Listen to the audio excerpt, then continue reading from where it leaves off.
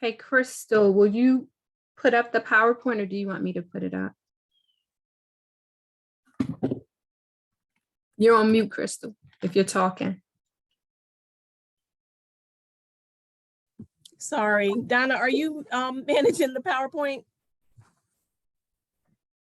Sorry, excuse me. I can, but if Simone, if you want to do it, that's fine with me too.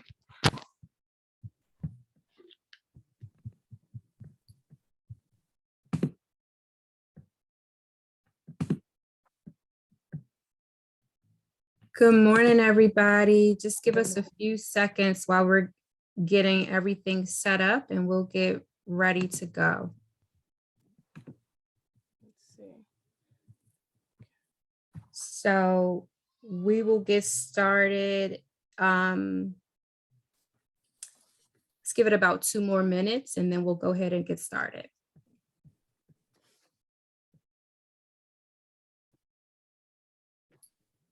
And we will record it, correct? It's being recorded now. Okay, perfect.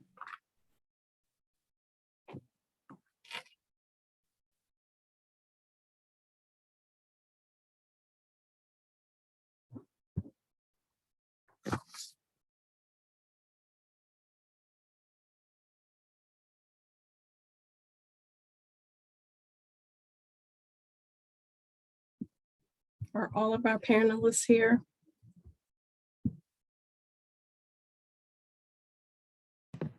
It looks like we're Yes. missing Mr. William Lewis. Yes, he's the only one, but I think the others are here. Hopefully he'll be on shortly.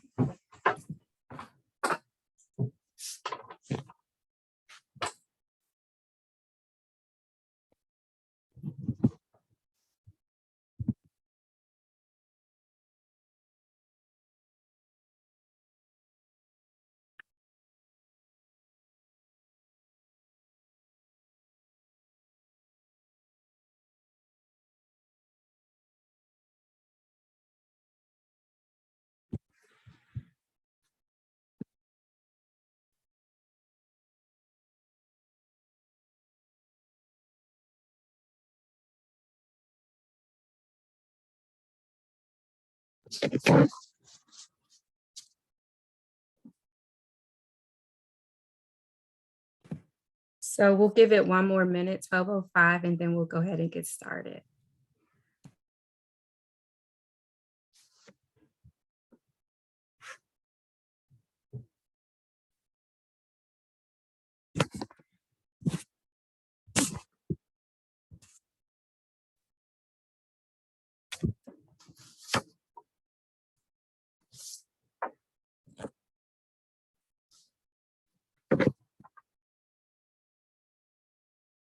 Good morning, Will. On. Okay, awesome. Good morning. Good morning.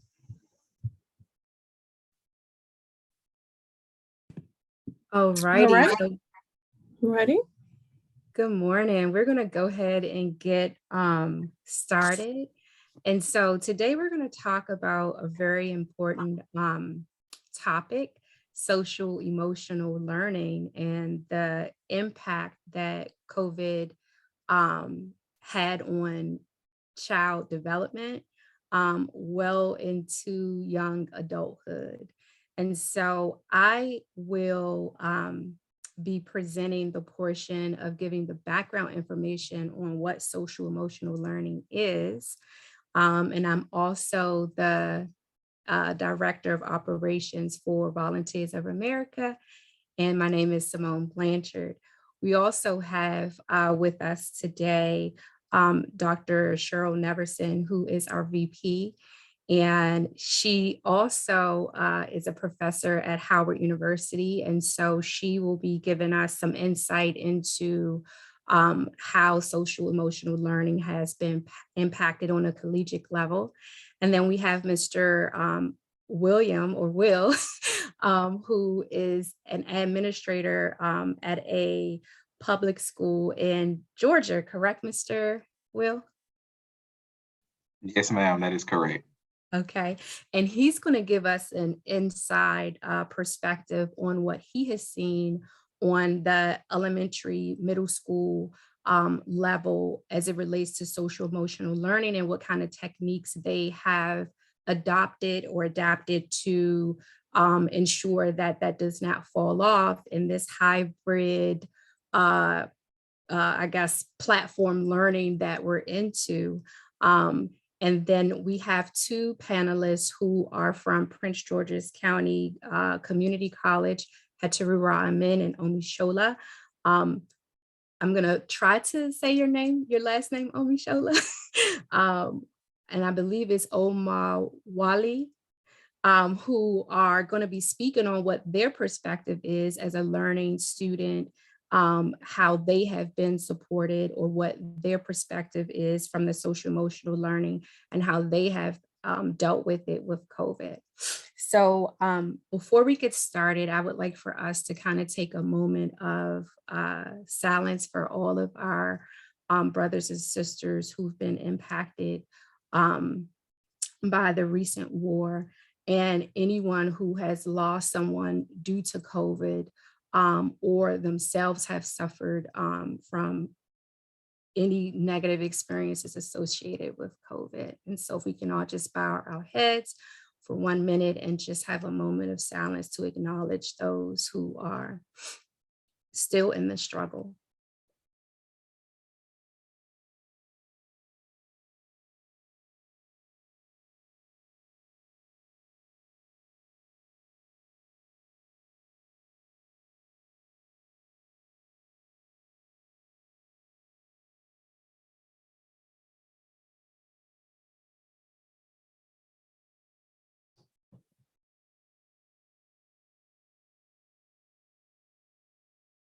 Okay, thank you, thank you, thank you.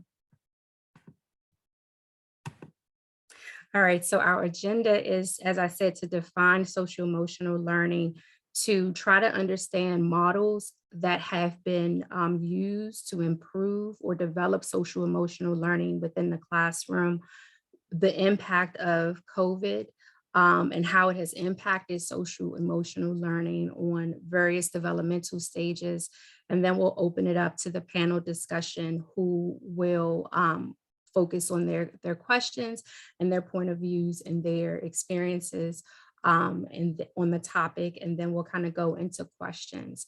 What I will ask you to do, if you do have questions as we're going through the presentation, to please put those in the chat. And when we get to the end, then we'll open it up for our panelists to answer those questions as we go through the presentation. Okay. All righty. So how are you feeling today? How are you feeling today? So if you could pick one of these faces, please put your face in the chat if you can. I think you should be able to have access to do that with the emojis, how you are feeling today. And so you could, if you can't use the emojis, then you can put 1 or 2 words in the chat to express how you're feeling. And let's look and see what we have going on today on this Friday. Okay. Cindy, what does that emoji mean? So, okay, we have some feeling good, happy. I don't know that I talk emoji, speak emoji, but it's a whole new language. Happy, joy, someone's feeling upside down, overwhelmed. Yes, it's a lot going on. TGI Friday, absolutely. Blessed. Very good, very good. Anybody else? Happy, good. All right. So we are feeling fantastic for the most part. We have some overwhelm, but it is Friday, so thank goodness for that. All right. Thank you everybody for sharing. All right, so we're going to move on into really looking at what social emotional learning is, the significance of it, and why we even care, or why are we even talking about it or discussing it.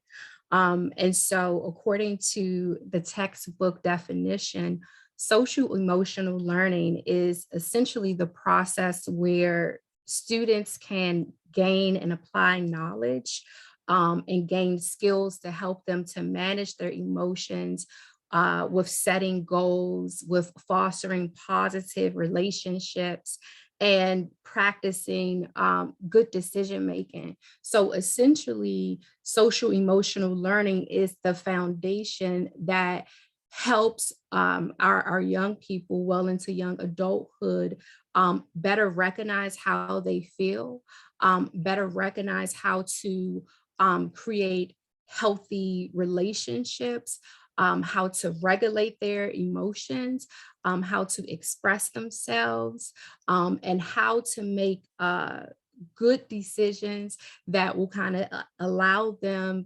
to accomplish their life goals, whether that is being good in school or making good grades in school, or looking later on down the line, going to college or getting an actual job. We essentially need these skills to help us be able to navigate the larger world, right? And so when you are a child, your world is so small. It's mainly consistent upon, your caregivers, those who are in the house with you. And then as you grow older and you get into actual school settings, that world kind of opens up. And so these SEL skills help the children when that world opens up to navigate it and to be able to make productive decision making that can lead to ultimate success in life. And so um, it is essentially, which some would say it's a hidden curriculum, because when you're looking at the school system, or when you're looking at the skill set or the responsibilities of the school system, a lot of times it is aimed at educating the children. However, with educating them, they are still teaching those social emotional skills so that children can navigate in everyday life situations. There are some school districts that are really, really heavy in social emotional learning, and they have different curriculums and activities that center around that. And then there are other school systems that kind of touch on it, but that is not at the forefront. It's more about the academics and making sure that they gain the academic skill set to be successful. It is also important to understand that great teachers and great educators kind of put this in the forefront because they understand if a child is not able to have appropriate social emotional learning, it can impact their academic abilities. And we'll kind of see that later on in the presentation. And so, as I said, it is the foundation for those positive long-term relationships that you build with adults, with your friend groups within the community, and it enforces the ability for children to really develop their problem-solving skills, that self-discipline, impulse control, and that emotional regulation skill set to be successful in life. So I wanted to show you a video, and I hope this will work, concerning social emotional learning from, let's see if it'll work. And it did this last time. So I'm going to stop sharing so that I can share this. Perfect.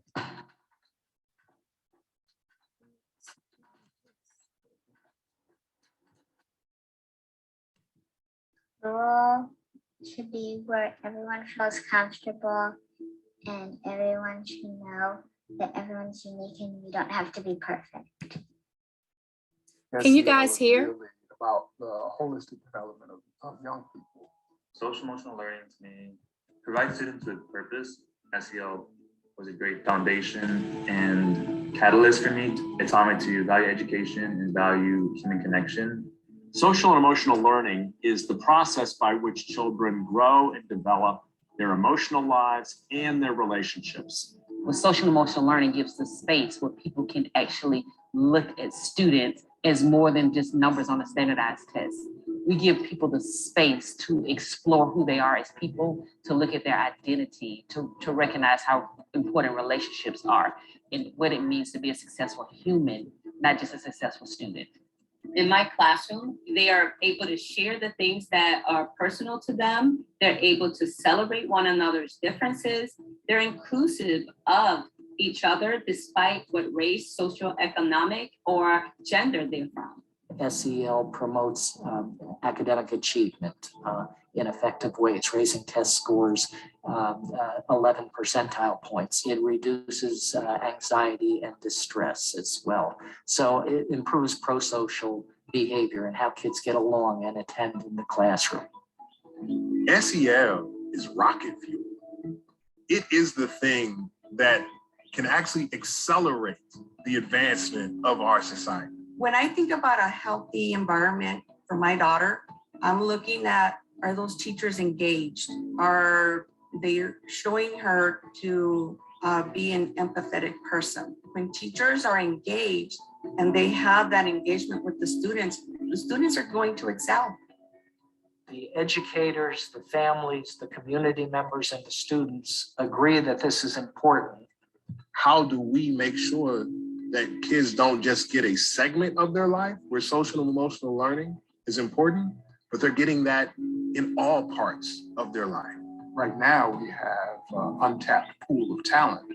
And so the idea is to leverage SEL in order to help young people realize those talents and thereby help the broader society and, in fact, the world. We really can create schools that inspire, that help students find their sense of self, that help students find their sense of purpose, to learn how to relate to one another, and to better prepare kids for wherever they choose to go in life. Well, SEL taught you to step up when you need to, but also step back when you had to. So you were creating space for yourself, but also making space for others. Now we open a new chapter. And the new chapter is inviting educators, families, young people, scholars, policymakers, inviting the whole country into the dialogue about the kind of social and emotional development we want to promote for all of our children in the future. I know as a parent, if I were not possibly in child development in another life, I might not have realized the importance of social emotional learning and how it directly correlates or impacts a child's ability to be successful academically. And so it was only because I had looked at child development that I was familiar with the concept of social emotional learning. And so I think even though this concept is obviously being used within the school systems, that we need to make a little bit more noise as it relates to the parents, especially with us being in the pandemic. If a parent was not familiar with this concept and not able to understand or recognize the importance of it, what that can look like once we, bring the students back, or we are bringing them back, and what the deficits may be because they were not aware. So as a parent, if you're not aware, how do you develop that? Or perhaps you're developing it without even realizing or knowing that you are. So I just wanted to point that out as they speak about the community and the importance of it, and the importance of also bringing the parents in to know how it's impacting the child on a day-to-day basis.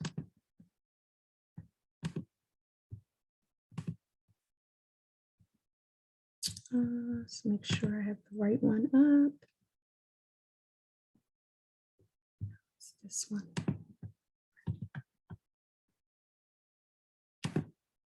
And so one of the models, one of the evidence-based models that they use, and you could see in the video that they spoke about, were the core principles of social emotional learning and where educators attempt to target.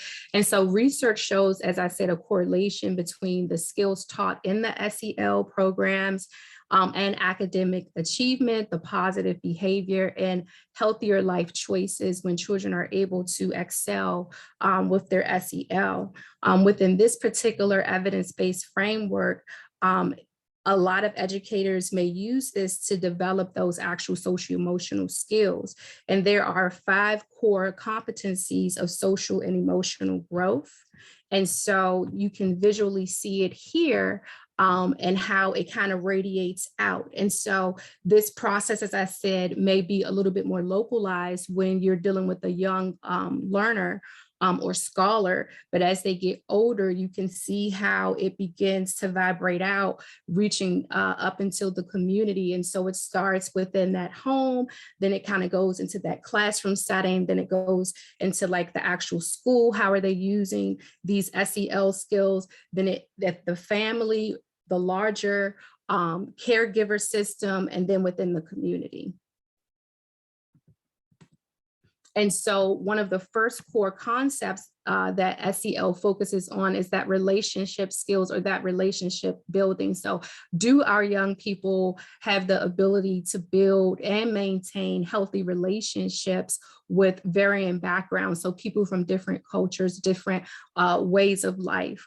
The second skill set that is really important with SEL is self-management. So does this child has what it takes to control and take ownership of their thoughts, their emotions, and their actions in various situations, as well as working towards establishing goals. The third core principle is self-awareness. And so does this child have the ability to recognize how they feel, to recognize their behavior and why they may be behaving like this? Also acknowledging their strengths as well as their, I like to say, challenges, not necessarily weaknesses, to better build their confidence in their own abilities to navigate their life. And then the fourth one looks at the responsible decision making. So does this young person make responsible decisions as it relates to their school, their home, their work, life balance? Are they ethical? Do they make decisions that support them being safe and the well-being of others around them? The last one is the social awareness. And so this kind of speaks about the ability for this young person to kind of put themselves in someone else's shoes. Some of us may know this as empathy. You know, can they look at a situation and be able to have compassion or understanding for someone else that may be going through a very different situation from their own, but still want to offer that support? And so one of the things that I was very interested in was trying to understand the impact on COVID, because a lot of these skills, as I said, are taught within the school system on an elementary level, and then it continues throughout the lifespan, but there's a lot of attention during that particular time of development. And so if parents or the community aren't aware that these activities or these skills are being taught, where were these skills being taught during COVID and what was the impact? And so after looking at some of the research, what I kind of came up with looking at the grades K through 12, there were obviously some increased absentee during the COVID process. And it could have been many reasons why children did not maintain school. Could have been that they lacked resources, or they weren't able to connect to the internet, or they did not have caregivers, because I know the school systems were also passing out hotspots and computers and all of these things. But if the caregiver is not involved or disconnected, it could have led to the increased absentee. And so an important piece of the social emotional learning is that you have to actually be in the midst of socializing so that you can actually utilize some of these skills and learn how to navigate life situations. And so one of the things that was very prevalent during COVID, when we were in the thick of it, was there was a strong extended period of absences for a group of children. The majority of those children, unfortunately, were in lower class families, according to the research, and it really hit hard in one particular group, which were the middle schoolers, which we know middle school is a challenging time for a lot of different reasons. And so then you put COVID on top of that. And we just kind of saw that middle schoolers just were not there. Like they weren't coming to school.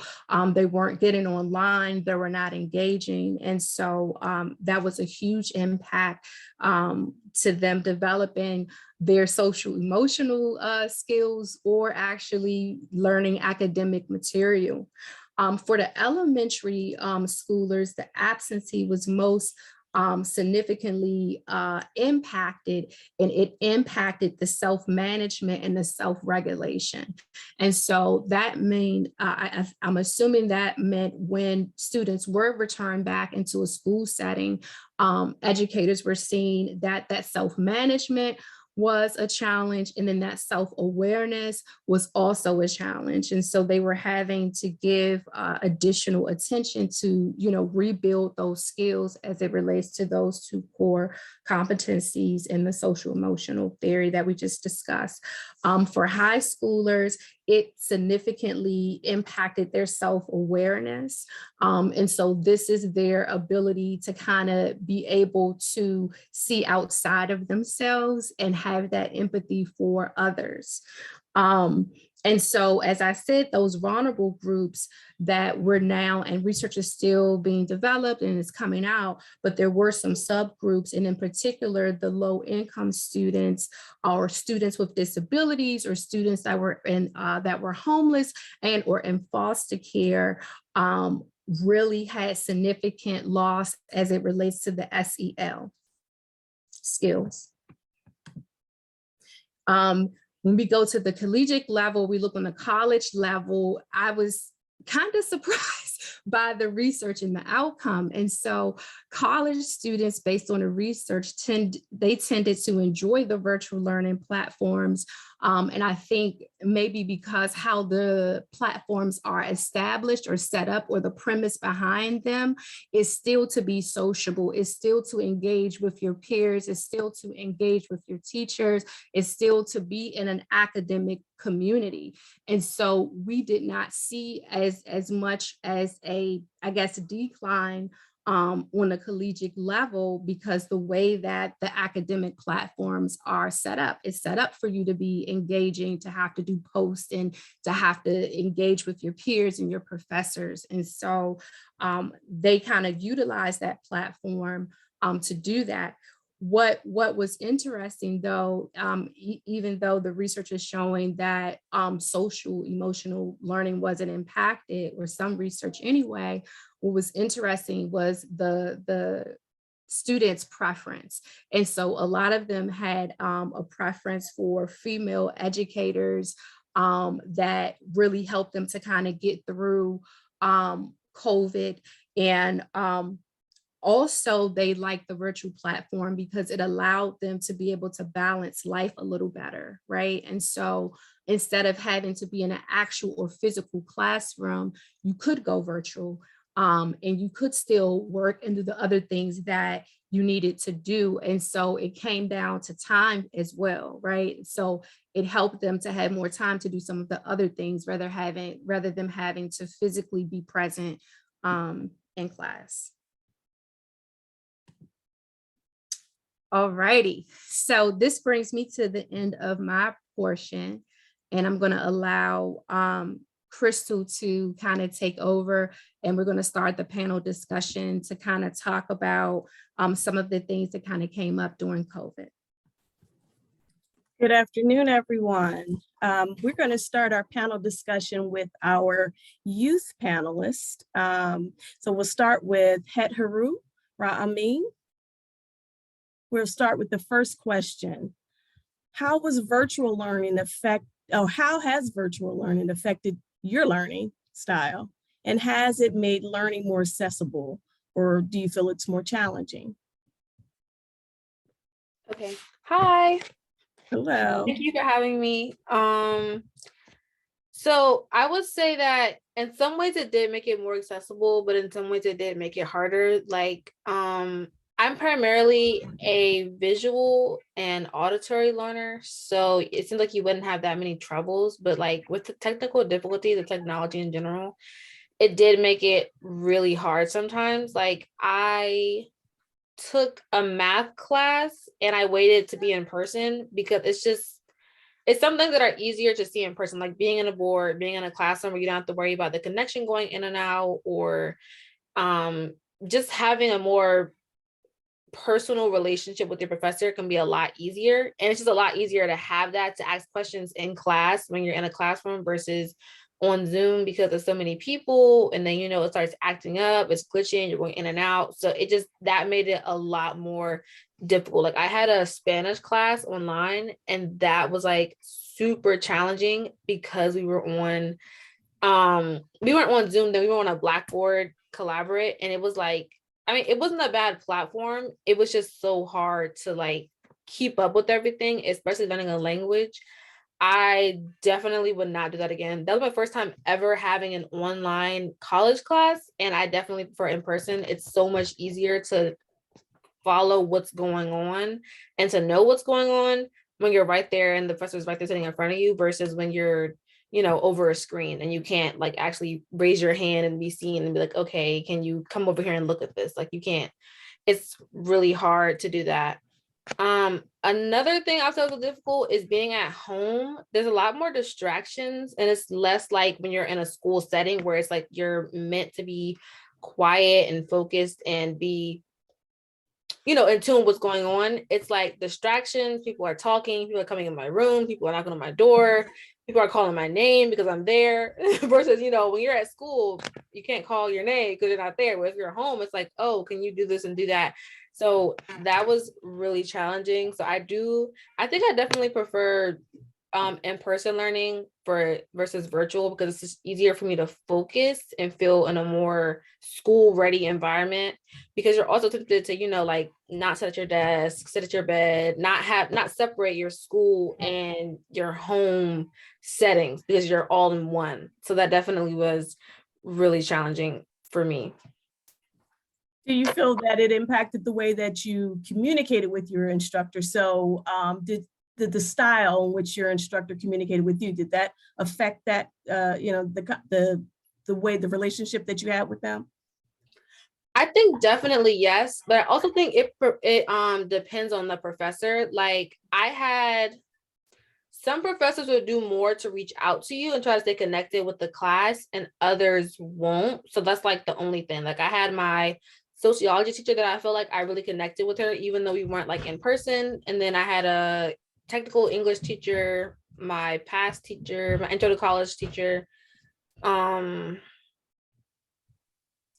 then I have one online class now, so I'm hybrid, and that class is actually really good. It's one of the best online classes I've had. But then at the beginning of the pandemic, I had a history class, and it was really hard going from in-line to in person, and it was really shaky, and that was like really difficult because it was a really quick, fast adjustment. So I think it really just depends on the teacher and if they're used to teaching online, because I can tell, like, it's easy to tell who's used to teaching online and who just started doing it because of COVID. And that makes a huge difference, because my history class in person was so phenomenal. And then online, it was like, I didn't know what was going on at all. And so it really it lets you see how some people even teach better in person than they do online, because teaching online is much different than being in person where you can see what people are doing. It's just, I find it a lot easier. So that was a big challenge for me.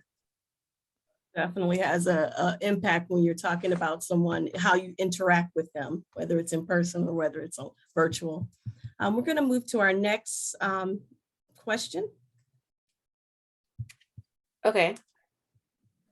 So I would definitely say, I wouldn't say my communication style, but I would just say being comfortable communicating with people definitely changed a lot. Like in the beginning of COVID, all of 2020 to like almost mid 2021, we pretty much stayed in the house. Like all of 2020, we stayed in the house the remainder of that year. Like we really didn't go anywhere except for the necessities. So yeah, the first time I like went out around a lot of people, personally, like a lot of people was for my drive-by graduation I had in 2020. But even then it was still really small. Like we really did not come out of the house. So it was like seeing people and talking to people that I had known for years. And I mean, like, I've been at the school since I was 9 years old. So I've known these people like my whole life. It was like trying to talk to them all over again. And I underestimated how difficult it was to get back into a social setting where you have to socialize after being in the house with my family, just my family, for over a year. And then the summer of 2021, I went back to work at a pool, and I found myself very tired because I was like, oh, wow, I have to actually like, it's a lot of work socializing. I didn't realize how much work you have to use to be socially aware. And so that was like really different for me. That was, that was very different. With my professors, I would say that, like I said before, it really is just case to case on how much the professor wants to get to know the class. Like I had some teachers who require us in the beginning, like for our first class, we would have to have our camera on. They would require that. For certain exercises or things, they would have us to have our camera on. But other than that, like if we were doing an exam, we had to have it on. First class had to have it on. They would have us calling us to answer questions. So we were made to like speak up in class like it would be an in-person class. But then I had other teachers who just didn't really do it at all. It was just kind of like yeah, we were just there online, barely know if we were paying attention because they didn't really call our names or anything. So it was just like the class was almost running itself. Thank you, Head Haru. So I appreciate you giving us your firsthand knowledge and your, your experience through virtual learning. We're going to move on to Amisola. Amisola, your question is, have your professors been more supportive since transitioning to virtual learning? Okay. Hello. Thank you for having me here. And I would say that it depends on the professor. Once again, like Hedaru said, I remember taking a history class recently, and that professor, she was someone I had already known in person, but she was very interactive. She was very interactive. She had a lot of online sources for us. She reached out to us, and it was very easy to reach out to her. So that was more supportive. And then she understood that there's a difference when you're in person and online, the difference of your motivation to do work, the difference of your mindset when it goes into doing work. So she was very supportive. But then again, I had a English class teacher who I think that it was like she was a teacher who hadn't really gotten used to teaching online, who I feel like the workload was, it wasn't like the workload was hard, but her teaching style and the way she taught online wasn't really supportive for, virtual learning.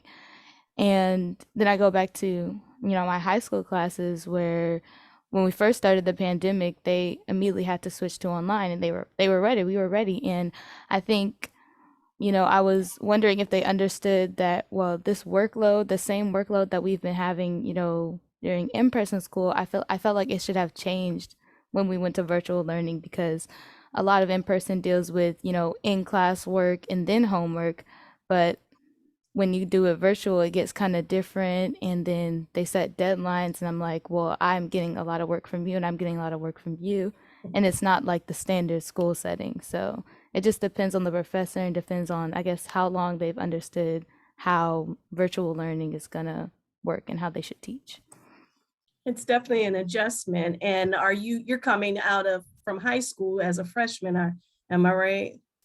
No, not as a oh yeah, coming out of high school to college as a Right. freshman. Yes, yes. Yes, I And am. you had to adjust from high school to college level. So I'm sure it was a big adjustment. Yes. And so do you think social media has affected your learning, your development through social emotional learning? Yes, I think it has a lot. During the pandemic, I ended up making new friends through social media and then realized that a lot of my social interaction will go into them because like this is the only way we can communicate since we don't know each other in person.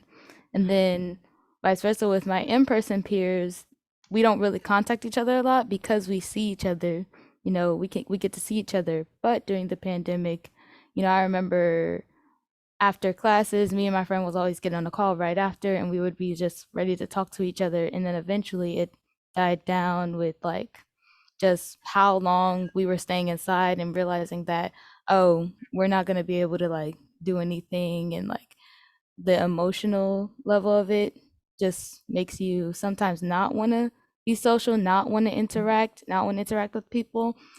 But social media with my online friends has been very helpful, and I usually use it. That's all we use to communicate with each other.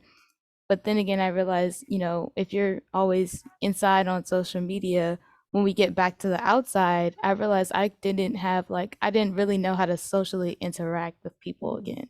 And it was so weird because even with people I knew, like Heather said, it was just like difficult to like, oh yeah, we have to like interact and we have to speak and talk. So, and also I realized that the more you go out, the more everything's opening up. It's like a sensory overload when I get outside because it's like, oh my gosh, there's so many people. I haven't been seeing this many people in so long. And it's like you're walking to stores and it's like, this is so weird, but this is literally just how we've been before the pandemic. But yeah, the social media is like a double-edged sword. Like I can interact with a lot of people online, but then when we get in person, it's could be a struggle. So you have to kind of readjust Yeah. and get back into that setting. Wow. Okay, we're going to move on to our next discussion question. And this question is for Mr. Lewis. Mr. Lewis, what change has your county made to support social emotional development in the hybrid platform? And we're reminding that you're in the Gwinnett County. And Yes, I'll be honest. I would say that we're very lucky. My district is actually probably one of the leaders when it comes to. It's one of those districts that everybody else tends to follow. When it comes to what we're doing, everybody else tends to kind of copy that because we're usually on the cutting edge of that. So I'm very proud of that. So one thing that I would say during that whole transition of in March when COVID happened, we had this kind of abrupt end with no training. So our district was very fortunate to already have an online platform that our students were kind of used to, but that did not happen everywhere. So I would say the great many districts did not have an online platform. And so they were kind of building the plane as they flew it. And so now you're trying to train your students, train adults, learn new platforms, and teach online at the same time. So it's interesting to hear how our college student and how our high school student kind of interpreted that, because you are exactly right. They were learning these platforms at the same time. And so what we introduced to the teachers here is we called it concurrent learning. And one thing that lots of people may not know that impacted that is COVID impacted educators heavily. And I'll say that especially upon the return back from COVID, because depending on your level of comfortability, depending on how teachers maybe interacted with students as well. And what a lot of people don't know is that a lot of teachers did not return after COVID. So it caused staffing issues and not being able to have enough teachers to teach our students. And so what we had during COVID, which was smaller classes, and what we were trying to do with the hybrid learning in our district, we called concurrent learning, was often a challenge. Our local school technology coordinators had to get really into innovative and learning new ways to teach the teachers on how to teach online through our already platform that we already had. So again, we were lucky in that. So the way we had it set up is that some teachers, about 80% of the teachers in my last school, taught students in person and online at the same time. So they would have about half of their class within the Zoom platform and the other half in person. So we were fortunate that our school had iPads, and we had a great local school technology coordinator who spent a lot of hours training teachers on how to just use your iPad, because you don't even know all the tools that you can use. But there's issues with that because some teachers are not technologically savvy. So to hear these students say, I can tell what teachers are good at teaching online and which students, you are so right. You hit the nail on the head, because guess what? We weren't good at it at all. Through our platform, we only tested on that platform and posted assignments. We didn't teach through it. And so now we're trying to teach through a platform that we use for something else. It definitely caused challenges. So when we're talking about what changes have we made, similar to that activity that Ms. Blanchard used in the beginning, is that connection piece, understanding social emotional learning. So our district has now opened up an entire office dedicated directly to social emotional learning, understanding that now we just can't be about academics. We have to educate the whole entire child. And so we realize that that's very important. So those students who have not returned, who are still digital to this day, we have created sources for those teachers to use and created things such as connection activities as soon as they come in and log on to the Zoom. How are you doing today? And those topics are different every day. It may be something as simple as Coke or tea. Let's talk about that and start engaging those students immediately from Zoom, because you and I both know as the longer you stay on Zoom, if you get on Zoom 2, 3, 4 hours out of the day, the easier it is to kind of check out when we're staring at a screen, especially something that, we may not be used to. So again, just really offering students the opportunity to connect and to connect early is really, really important. I did, so one thing that we also have, and I'll say about this, we have what's called quality plus teaching strategies within our school. And those are 10 strategies that we encourage all of our teachers to use. And that could be student collaboration, working together, questioning. And so we took that social emotional wheel that you saw at the beginning of the presentation with Ms. Blanchard, and we merged the two. So how do you take what you already do in education when we're talking about those things? So how do we take what we already do when we're talking about comparing, contrast, questioning, solving problems, and how do we take that social emotional wheel and teach self-management and self-awareness into what we already do? So when you see that hidden curriculum, what we already do, but we try to figure out how can we implement that into what we're doing right now so that all of our students can be successful. And I would say that's one thing that we've really worked hard at doing. What would you say are some of the challenges that the students have faced through the hybrid learning? You said it best when you asked our last panelist about social media and working together, right? So some of the challenges that students have, and I actually wrote this in a blog. So when you asked her that question, kids today are growing up in an entirely different world than we grew up in. So some of the things, I'm going to read this to you. Some of the highlights that I put in there is that, students like today, they send an average of 50 text messages a day. That's something that you and I didn't do. About 53% of students have a cell phone in their pocket, which is like a personal computer every single day.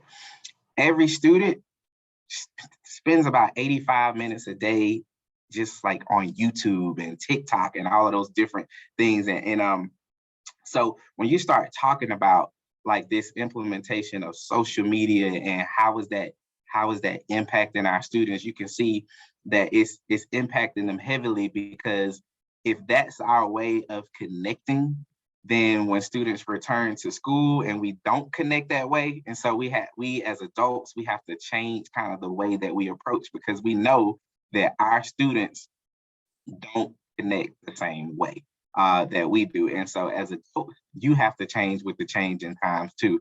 Some of the things that we've kind of encouraged within our district and our schools is we implemented a couple things. So let's talk about those. So as students were on hybrid, we started implementing Zoom and Talk. Let's just create a breakout room and start talking to our students about just daily life and bringing them into regular conversation. We also implemented brain breaks, giving students a few more breaks than they had before so that they can be ready socially and physically to come back and engage in the work. We started creating group teacher TikTok, right? So students like TikTok. There have been days where we didn't have teachers, and I'm an administrator, but I had to go teach a classroom that day online because we didn't have enough teachers. And I would say, hey, after we complete this, we're going to create a TikTok. And kids get super excited about that again, because that's how they engage. So we as educators have to learn and transform the way that we teach, because the jobs, the things that students engage in, the way that they communicate, dating, everything is online and it's completely different from how we do things. And so if we're not able to transform to our students, then we are not able to be successful educators too.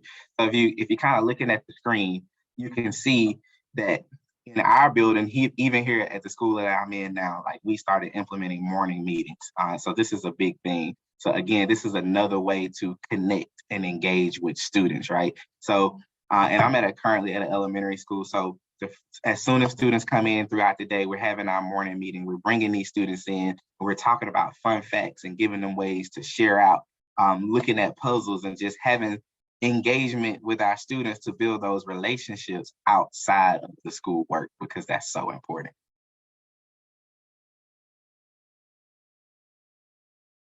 One additional question I wanted to ask, because I understand that in order for the children to succeed, you also have to bring their parents and include their parents in that process. How were you able to do that? What did you have to do to include the parents in the learning, the hybrid learning? So one thing that we did, I believe as an educator, the parents are probably the most important piece when it comes to success in education. And a lot of times as educators, especially during COVID, it was often difficult to reach parents. And so my motto in education is to always stay consistent. So just because you reach out to parents and they don't respond, doesn't mean that they didn't get it, doesn't mean that they don't care, because I don't know any parent on this earth that doesn't care about their kids, right?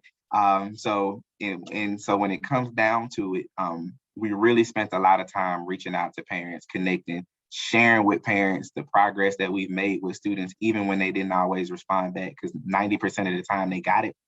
And so when we're talking about how this impacted students, especially those, and I saw some statistics that you had there, those that are growing in poverty, and it's really not about always race. A lot of times it's strictly about poverty and students growing in poverty, because those students, we learned, I was at a Title I school, those students are impacted the most.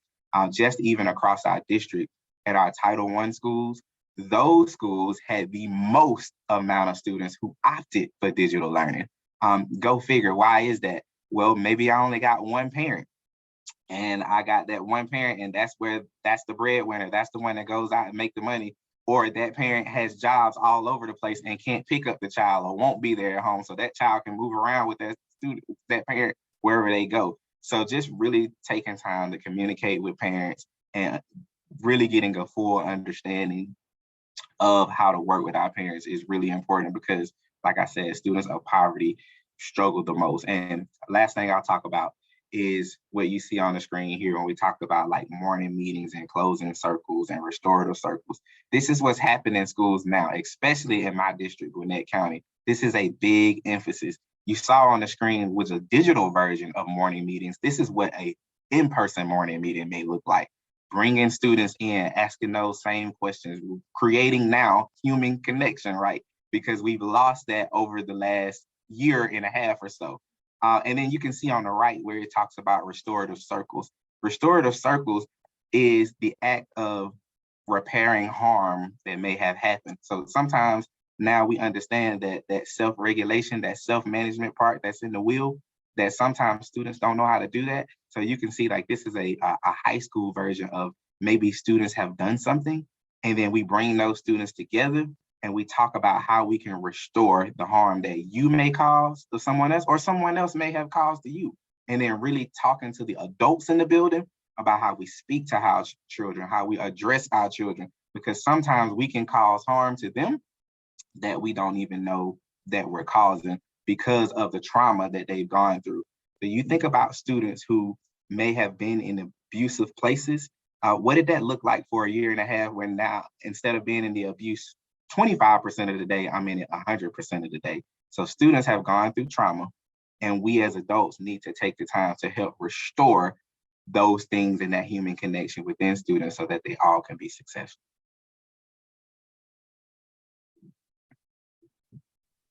Thank you, Mr. Willis. We're gonna move on to our next panelist, Dr. Cheryl Neverson. Dr. Neverson, your first question is, how has your teaching style changed since switching to virtual? So I understand that I know you're associate professor at Howard University. Yeah, so I teach the master's level students, but so much of what everyone has said about the different levels still rings true. And just because you switch to, in my opinion, is the difference between teaching using Zoom or some other platform and being able to teach online. So just because we move to a virtual platform, it doesn't mean that you're teaching online. And let me explain that. It's, what I learned is that a lot of people, when we first switched over, we tried to teach exactly how we taught in the classroom. We just was doing it on a computer. So, but it's so different in really learning how to teach in a classroom and changing your teaching style to be able to teach virtually. You cannot do the same things that you did in the classroom.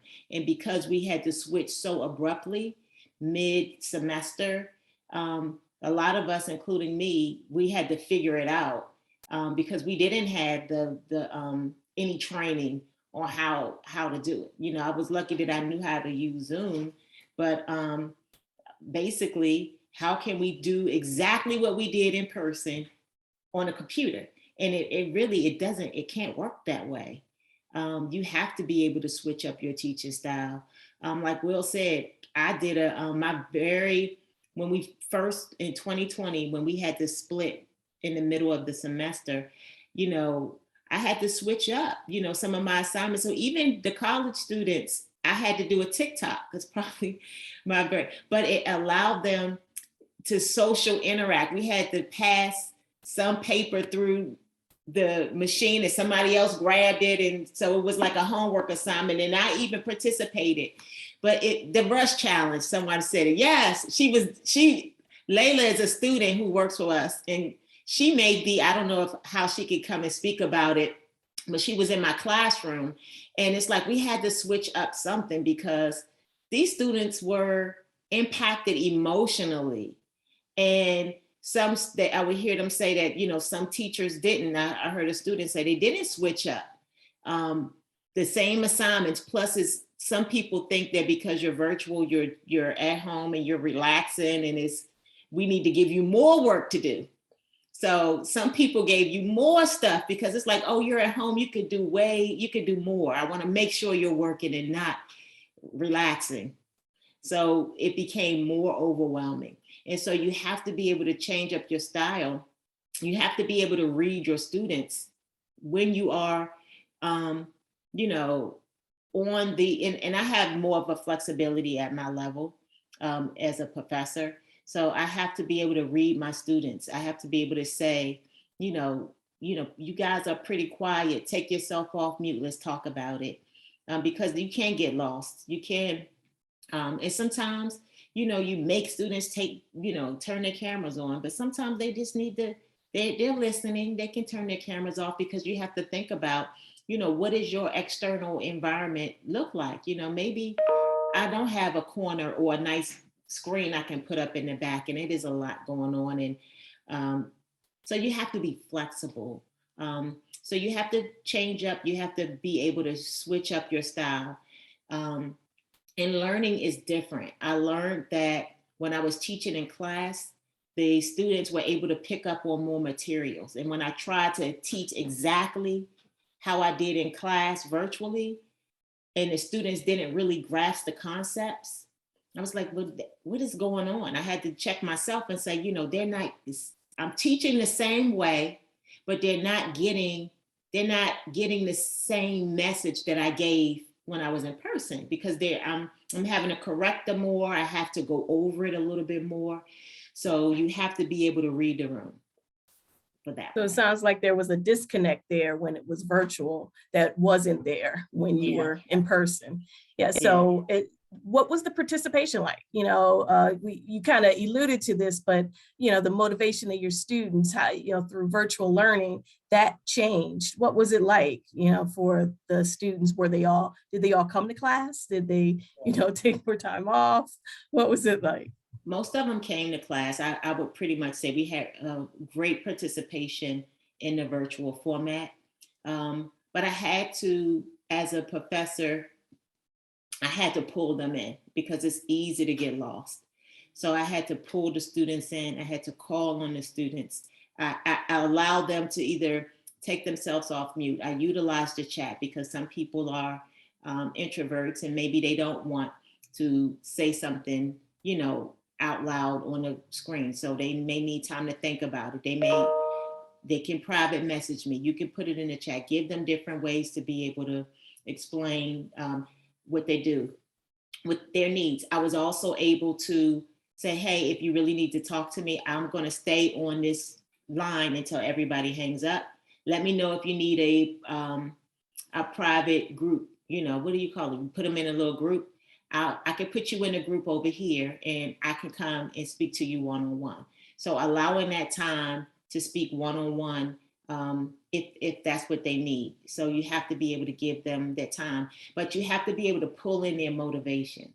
You have to be able to get them active, do some type of activity, because like Will said, looking at a computer for my class is 3 hours. In the evening, it can be brutal.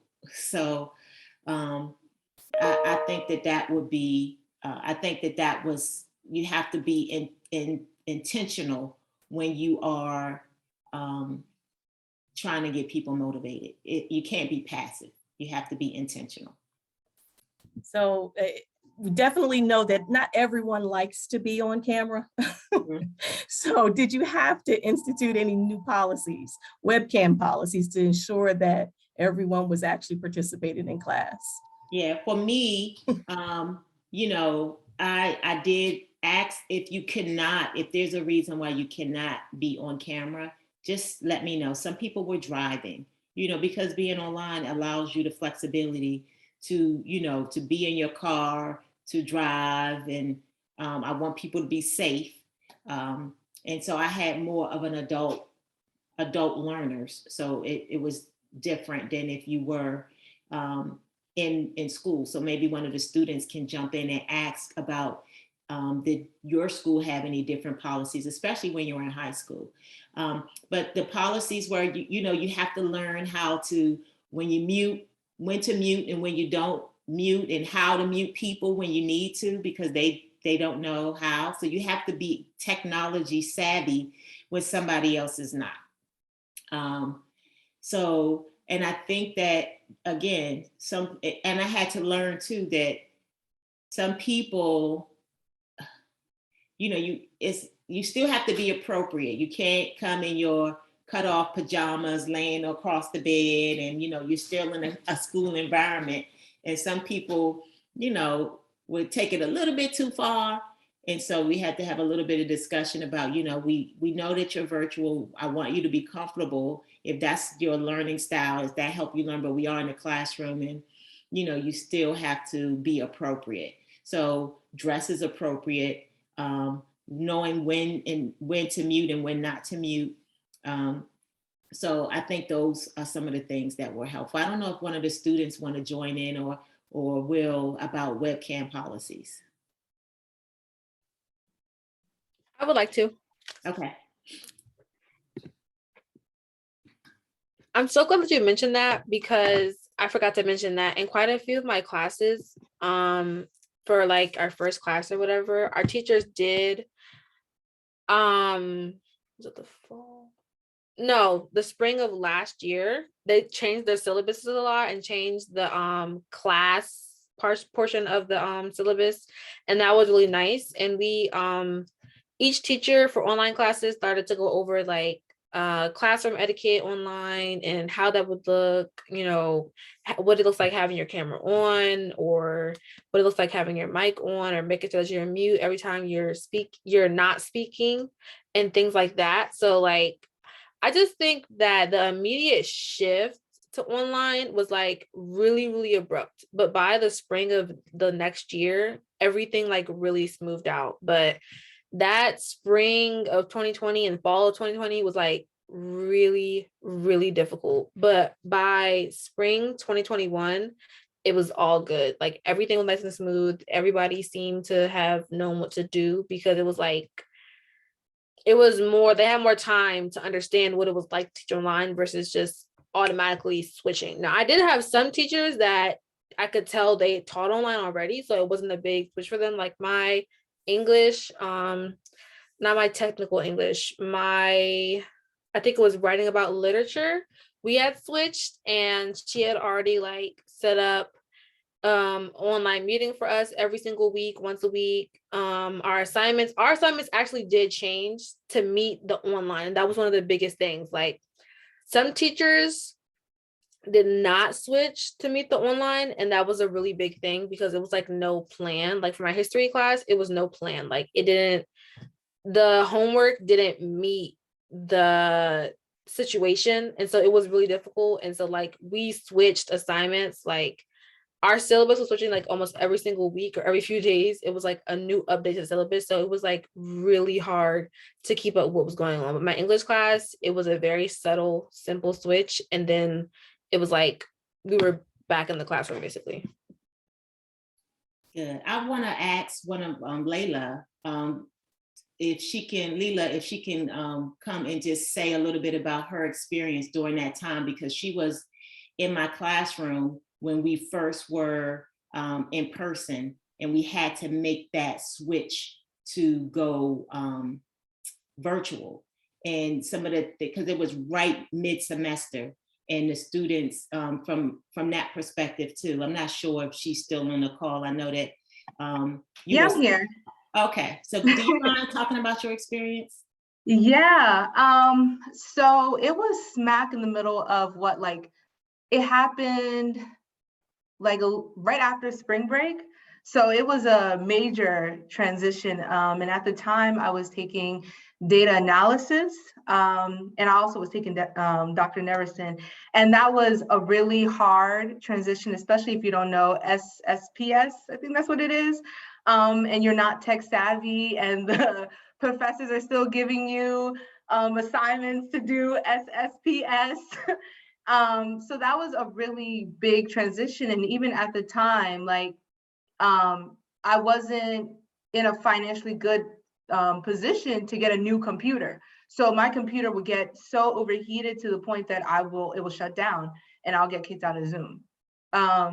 So that was really, really tough for me. And I'm really thankful that Dr. Neverson came up with the idea of doing the Don't Rush Challenge, because in that moment of being like put on all assignments, professors are still saying, we're still gonna go follow through with that paper and whatever you gotta do. And then Dr. Neverson was like, listen, I see y'all overwhelmed, y'all got bags underneath your eyes.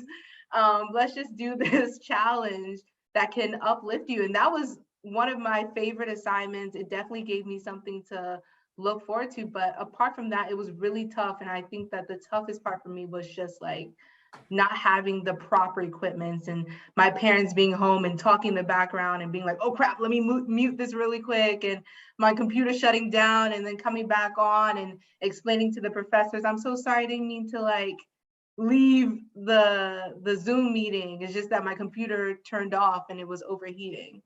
So yeah, it was a major transition for me. Dr. Neverson, would you mind explaining the Don't Rush Challenge and what exactly it is? So one of their last assignments was to interact with a client at their field placement. And because they had to, and their paper was totally about interacting with this client. Now we have half the class who can't even get a client, so I'm like, okay, I need to get an assignment. I need to do something where we can interact. I see where we're going through. At some point, I know I'm going to have these students again in my next class. So at some point it was the final exam, and what did you organize it, Leela? Yeah, so basically, so I created a separate group me chat with my classmates, and we all had to agree on how we were going to transition to. So basically how the Don't Rush Challenge is that you start off kind of like bummy, like in your pajamas, like you just look like rough. And then you're supposed to transition into like a social worker, right? So I and my classmates all had to organize how we're going to transition. So some of us will like transition with like the brush covering the camera, and then now it's like all of us like done up, and then the next person might use, like, I think one of our classmates used a basketball because he wanted to like work with kids who do sports, so he like put a basketball to cover it. So that was basically the Don't Rush Challenge, and that went on for the whole entire, it was long, it was like a 10-minute video or so, because all of us wanted to make sure that we were in, y'all could see us slaying. So and then at the end I grabbed, they handed out a paper, and I was in my pajamas and I was like grading the paper, and then I dressed up, and then I had the A showing, and I was like, everybody gets an A. It was fun. It was fun. It was bonding. It helped with that social emotional piece that we got abruptly chopped off from. And yeah, I was like, oh, I hope they don't fire me here at Howard University for doing this and making this an optional assignment for people. But I needed to do a quick adjustment. I needed to really tune in to what my students were feeling and what they were going through. Some of the things that they weren't able to access to finish an assignment, they were stressing out. And so you have to be able to maneuver and read the people who you're working with, and really let them come up too. Let them participate and say, okay, what can we do? And sometimes they say things jokingly, and I'm like, okay, let's do it. So it sounds like a great way to engage them, get them to participate, and and then they get to relieve some stress. So yeah, that's a great challenge. We do have a question in the chat, and I want to have our Dr. or Mr. Lewis, maybe you can address this question. The question is, do you believe that virtual COVID teaching and state testing requirements cause an increased need for more individualized assessments rather than standardized testing? So I know that's a absolutely. Yeah, I mean, definitely. At this point, so what we used to do in testing is we would always base this current year's scores off last year's scores. That's how we would track progress. Well, a lot of kids opted out of testing. Some places didn't test. And so now that growth model of tracking progress is kind of null and void, right? So, and I give you an example. So for some of our fifth graders, maybe they haven't tested ever, or some students, the last time they took an assessment, a state assessment, may have been second grade or third grade. And so any kind of model that you're using to track growth, it's impossible to track growth from data that you're using from 3 years ago or 2 years ago. It wouldn't be valid. So for me and my personal perception, I think that state testing now is not really valid at this point. We know that students have gaps in learning, and what we should be doing is exactly what you just said, spending time on the formative assessments, those assessments right here and now.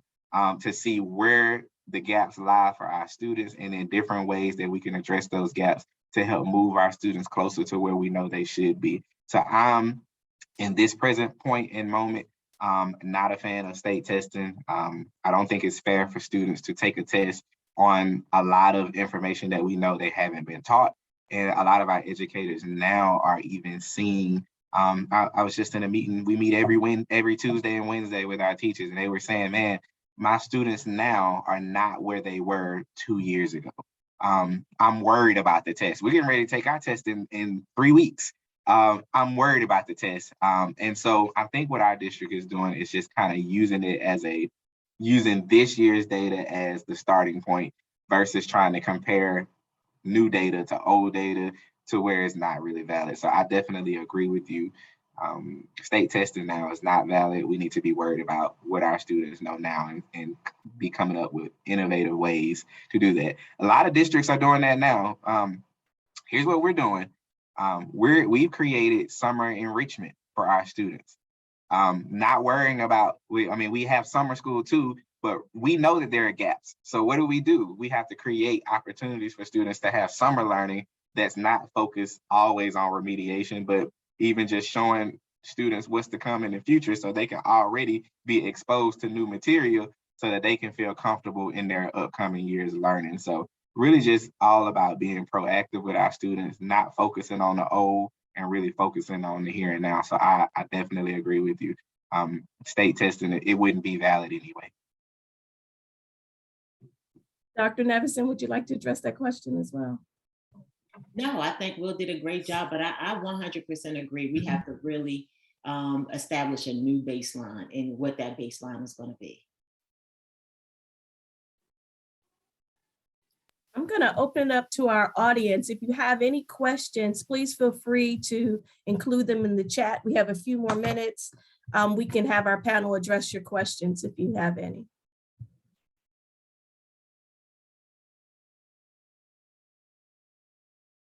I wanted to share this. My daughter, she teaches kindergarten in DC public schools. And one of the things that she always mentions is that, at the beginning of the school year, how the students, they just really were not used to being in a classroom setting. They were used to being home. Some of them had never been in school before, so this was a total adjustment. Students that had, started out in pre-K, they kind of had to learn all over again. So it was a big adjustment for the little ones, because they were home with grandmom and just really not having to adhere to any type of discipline or anything like that. And she always mentions how it's such a huge adjustment, dealing with when they were home, when these kids were home and they weren't in school. That's a good point, Crystal, because I think the research is saying that the self-management piece is difficult on that level. Learning how to self-manage is a challenge, until you kind of get them back into the routine that's regulated and know it's not going to be like it is at grandma's house, right? You have to sit down, take directions, it's going to be time for things. So absolutely, I could see how that would be hard. And so I guess the last question that I'll ask Will is, where do you see, and Dr. Neverson, really, where do you see education moving now that we have some research, now that we have some data, now that we understand that it may be times where we have to drop back into virtual? I mean, hopefully we are out of it. Hopefully we're out of it, but it may be times that we do. How do you think that's going to impact the training that educators are now getting to ensure that learning doesn't fall off, that it may be a real reality where hybrid may have to be used in certain situations? How do you see the school system or the collegiate system moving as it relates to supporting the students and being respectful of the fact that this is difficult, this is challenging? I would say kind of two things. COVID-19 changed education forever. So the way that we taught pre-pandemic and the way we teach now is completely different. And an example of that is The teachers in the building now, I'll be honest, they forgot how they taught before the pandemic. And what do I mean when I say that? Well, now I used to not see Google Slides when I walked into a classroom 2 years ago. Learning wasn't like that. Now, when you walk into a classroom, I see one-to-one learning. Every student's got a computer in front of them. I see Google Slides. I see teachers collaborating and sharing through Google documents and meeting notes. That it didn't look like that 2 years ago. So COVID-19 and the pandemic forced a change in how we as educators teach, how we collaborate, how we work together, how we communicate with our parents. It shifted everything.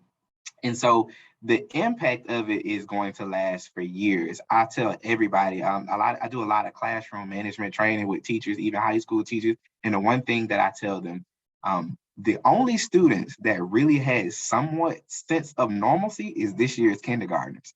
Every single other student from first through 12th grade or even into college, they have been impacted in some way. And there may be a lot of learning loss and a lot of gaps. So that goes to tell you how many years is this going to impact our students, our parents in the future? Several years. So you're thinking about it may take another, depending on what level that you educate students, it might take 6, 7, another 8, 10 years before you see things get back to the way that they used to be, because these kids have not had, I mean, I'm thinking about our first graders. Here in our district, we just released the mask policy a month ago. This is the first time I took my mask off and kids said, oh, so that's what you look like.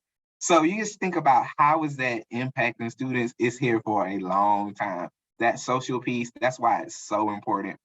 If we don't think about it, take anything else away from the day, listening to all the great information everybody shared, is that the art of human connection, spending time, finding ways to connect with students, not just students, but adults too, because adults often get neglected. I just shared with you earlier about how it impacted the teachers too, how we lost a lot of teachers during this time. And me working in one of the most desirable school districts in Georgia, we're now for the first time having trouble getting teachers. So when you think about that, it impacts everybody. And so just really just coming together, thinking about adults and children, that social emotional learning piece, realizing that we do need to think about mental health when it comes to our children and adults, knowing that this is having a long impact on everyone, knowing that and keeping that in the forefront, that's going to help us keep evolving as educators, and knowing that our students live in a digital world and in a digital society, and watching it naturally happen because we're way better at it now.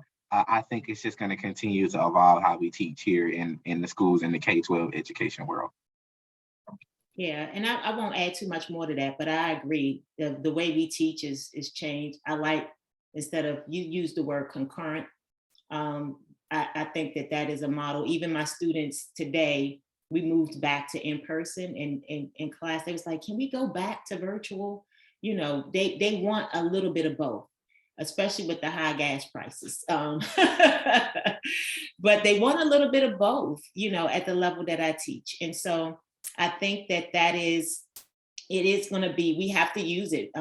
It is a plus. It has improved the way that we teach. I think in training people, it's going to be different. But I think we can use what we've learned for the positive. Thank you. Crystal, you want to wrap us up with the plug? Absolutely. So if you are interested in getting involved with the People Like Us campaign, please join our Facebook group at www.facebook.com/groups/plus-have-hope. You can also join us at voachesapeake.org for stigma stories. You can share any of your stories if you have ones to share. You can become a partner or a host on a webinar. Visit us again at voachesapeake.org/plus-partners, or email us at contact@voaches.org. You could also visit our site at voa www.youth.plus.org and subscribe to our newsletter. Thank you, everybody, for joining us today. This was awesome. Great panelists. Everyone enjoyed the youth, enjoyed the students' perspectives. It was awesome. And again, thank you guys. Thank you, our audience, for joining us. Bye. Thank you, guys. Take care.